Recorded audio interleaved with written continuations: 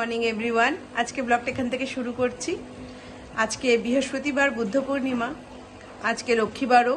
তো লক্ষ্মীর ঘটপাত্র পুজো তাড়াতাড়ি স্নান টান সব সেরে নিয়েছি।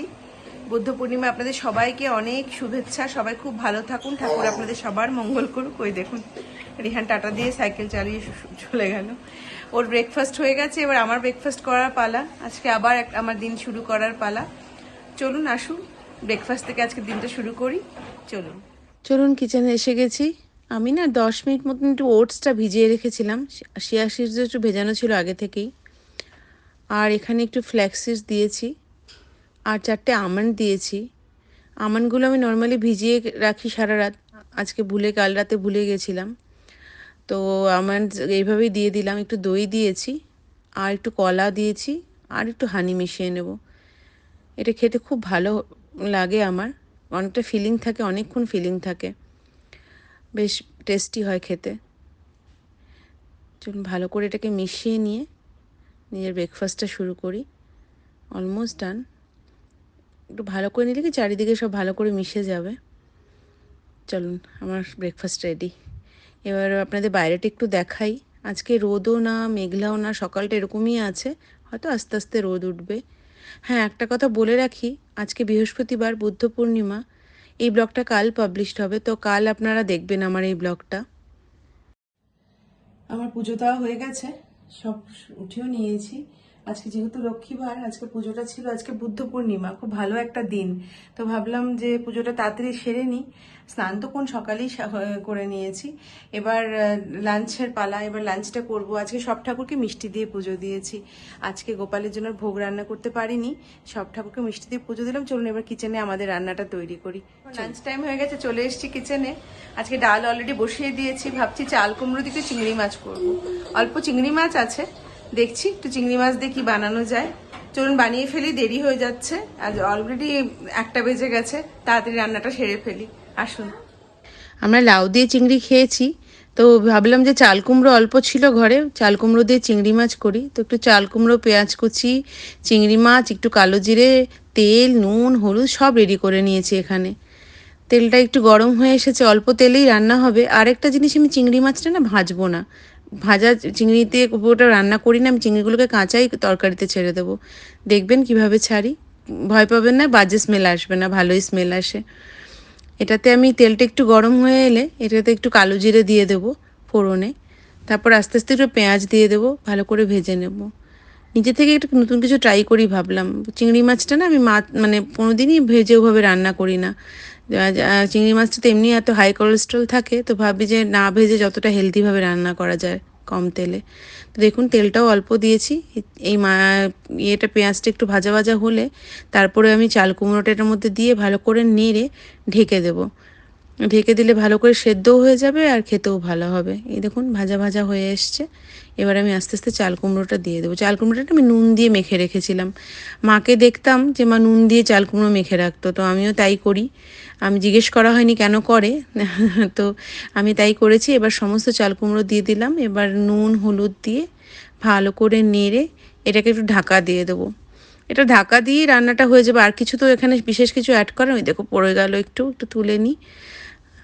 বিশেষ কিছু দেওয়া নেই। এটাকে ভালো করে নেড়ে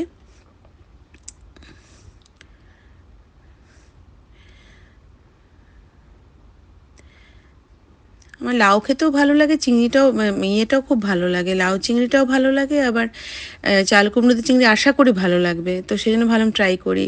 একটু হলুদ দিয়ে দিই।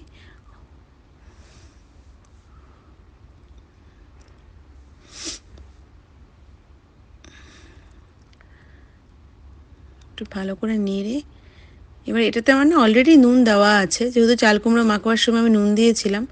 আমি সেই জন্য এখন হয়তো নুনটা আমি এখন এই মুহূর্তে দিচ্ছি না, এখন ঢাকা দিয়ে রেখে দেবো। এই দেখুন ঢাকাটা তুলে মাঝখানটায় আমি চিংড়ি মাছ দিয়েছি, দেখতে পাচ্ছেন কিনা জানি না। আমি ভিডিওটা তুলেছিলাম, ফট করে কেটে গেছে, বুঝতে পারিনি। এই মাঝখানটায় কাঁচা চিংড়িগুলো দিয়েছি, এগুলো ঢাকা দিলে ভালো করে হয়ে যাবে। ঢাকা দিয়েছি, আমার রেডিও হয়ে গেছে। এবার ঢাকা তুললেই রেডি। এই দেখুন আমার চাল কুমড়ো, চিংড়ি, ডাল আর মাছ ভাজা রেডি। চলুন রাহুলকে ডেকে লাঞ্চটা দিয়ে দিই। এই যে আমার বন্ধুরা, আজকে সন্ধে হয়ে গেছে এখন। তাই ভালো লাইটটা একটু জ্বালিয়ে দিই, দেখতে ভালো লাগে। নিচের এই অ্যাকোয়ারিয়ামের লাইটটা কাজ করছে না, এই জ্বালাতেই পারছি না, ঠিক করতে হবে ওটা। এখন তো সন্ধে হয়ে গেছে, এবার আমাদের কিছু খাবার পালা। আজকে আমরা কোকোনাট ওয়াটার আর ভেবেছি পপকর্ন একটু বানাবো, দেখি পপকর্ন বাড়িতেই ভেজে নেবো। কোকোনাট ওটা আনা হয়ে গেছে, এটা শেয়ার করার কিছু নেই, বাট সবই শেয়ার করছি তাই ভালো এটাও শেয়ার করি। আর ডিনারে আজকে খুব একটা হেলদি রেসিপি বানাবো ভেবেছি, বিটরুটের একটা কাবাব বানাবো, সেটাও শেয়ার করছি। চলুন কিচেনে তাড়াতাড়ি চলে যাই। এই যে আমাদের ডাবের জল রেডি, আর ওখানে আমাদের পপকর্নও রেডি। আর পাশের ঘরে রিহানকে নিয়ে একটু মেডিটেশন করাবো। চলুন দেখি রিহান কীরকম ভালো মেডিটেশন করতে পারে, আজ আপনাদের দেখাই। করবে কিনা জানি না, দেখি।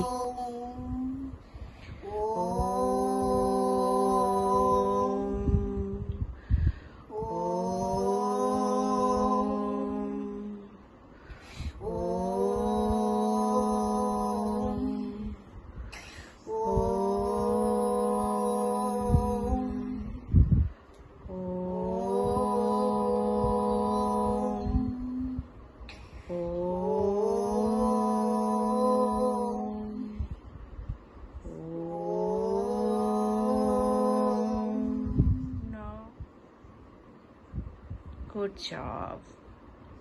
Give me high five. এখন বিকেলবেলা আমি আর বিঙ্গো বেরিয়েছি একটু হাঁটতে। লিফটে সে যে কী শুকছে, অন্য সবার স্মেল। আর এই যে এখন সে দৌড়বে, তার দৌড়তে ভালো লাগে, ভীষণ দৌড়তে ভালোবাসে বিকেলবেলা। আমারও ভীষণ মজা লাগে ওকে দেখতে। দেখুন কি সুন্দর খেলছে। এবার বাড়ি ফেরার পালা, আমাদের এখন বাড়ি ফিরতে হবে। ও একটু খেলে নি। এই যে আমরা বাড়িও ফিরে এসেছি, ওর জলও খাওয়া হয়ে গেছে, একটু রেস্ট নিচ্ছে, আবার এদিক ওদিক। তো চলুন এবার তো আমাদের ডিনারের পর্ব সারতে হবে, কিচেনে যাই। কিচেনে চলে এসেছি। এখানে আমি আগেই বিটরুট আর আলু সেদ্ধ একটু মেখে রেখেছিলাম, একটু পেঁয়াজ কুচি, ধনেপাতা কুচি, একটু ছানা দিয়েছি, আর একটু কাবাব মশলা আর নুন দিয়ে, আর একটু আমি এটার মধ্যে বেসন দিয়ে ভালো করে মেখে নিয়েছিলাম। বেসনটা অ্যাড করেছিলাম বাইন্ডিংসের জন্য। আর এবার এটাকে ভালো করে মেখে এই যে আমার ছোট ছোট করে কাবাব রেডি করা হয়ে গেছে। আমি কতগুলো বানিয়ে রেখেছি, আর কটা আমি আপনাদের দেখিয়ে দিই আমি কীভাবে বানিয়েছি। প্রথমে না গোল গোল করে বিটরুটগুলোকে নিয়ে এরকম একটু বাটিতে বেসনের মধ্যে এরকম করে মাখিয়ে নিলেই এরকম তৈরি হয়ে যাবে, যাতে লেগে না যায়। ভালো করে এভাবে বানিয়ে নিতে হবে। আর আমি খুব সামান্য তেল, একদম হাফ চামচের মতন তেল একটু ব্রাশ করে নেব। যে ব্রাশ করে এটার মধ্যে যে গরম হয়ে এসছে অলরেডি আমার তাওয়াটা, এবার এক এক করে কাবাবগুলো বসিয়ে দেব। কাবাবগুলো ভালো করে ভেজে তারপরে তো রেডি। আর বেশি সময় লাগবে না, কারণ কাবাবগুলো অলরেডি আমার আলু বিটরুট সব সেদ্ধ করা আছে। তো সুতরাং একটু দুপাশ ভেজে নিলেই আমার রেডি হয়ে যাবে আজকে কাবাবটা। এটা খুব হেলদি একটা কাবাব, খেতেও খুব ভালো হয়। বসিয়ে দিয়েছি, আরও কটা একবারে বসিয়ে দিই, তাহলেই আমার তৈরি হয়ে যাবে।